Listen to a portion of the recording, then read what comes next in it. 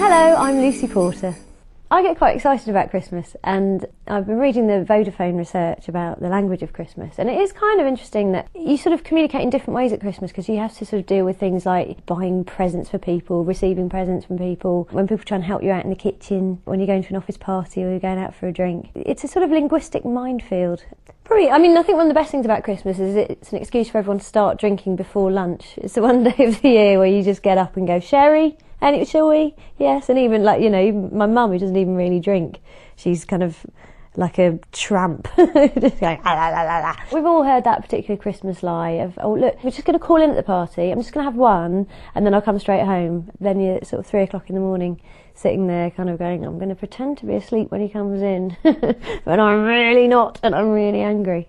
My tip to any woman is, if your boyfriend or partner says, oh no, I'm just going to have the one drink, then yeah, just dig in for a really long, angry night of just watching the clock and going, he's going to be drunk, he's going to come in, he's going to wake me up. The office party is such a terrible idea, because getting drunk with the people you work with just shouldn't ever happen. That's the horrible thing of the next day after the office party, just looking at your mobile phone, looking at your call records, going, oh really, 2 o'clock in the morning, phone call to my boss. What was that? What did I say? Oh God, I remember now.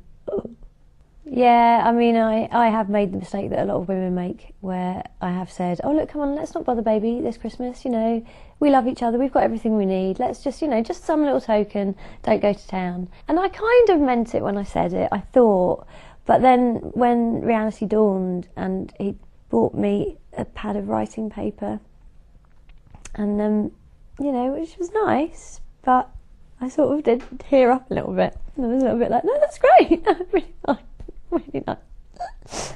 See, my tip to any men in the world is, if your girlfriend, wife, partner says, oh, let's not do presents this year, let's just forget about it, she doesn't mean it. Please, please, please do not take her seriously.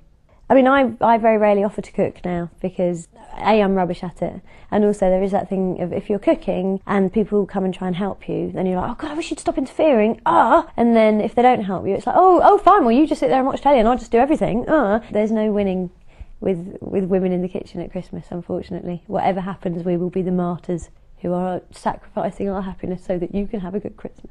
So what you should do is just stand there in the kitchen with them and pour them a very large glass of sherry and keep them entertained while they cook.